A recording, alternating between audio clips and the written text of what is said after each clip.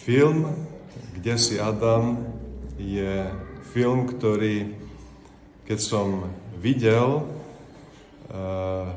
priblížil som sa k svojej prvej návšteve na Svätej hore Athos, ktorá mi ukázala jednoduchosť nízkeho spôsobu života, veľkú pokoru, veľkú lásku a samozrejme prirodzený spôsob života mníchov.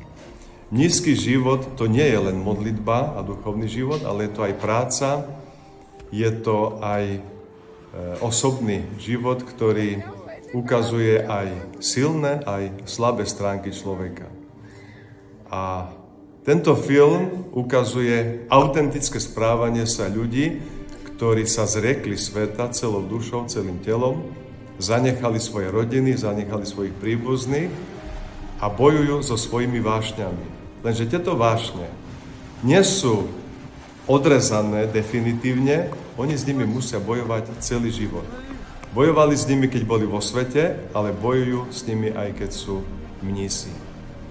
A aby sa ukázalo, že nepretvarujú sa, ale že sú skutočnými ľuďmi, tak tento film zachytáva autenticky tieto situácie správania sa mníchov, ktoré sú možno niekedy až nepochopiteľné, alebo možno niekedy sa aj človek zasmeje, že aj takto sa správajú mnísi, ale toto je ten skutočný život.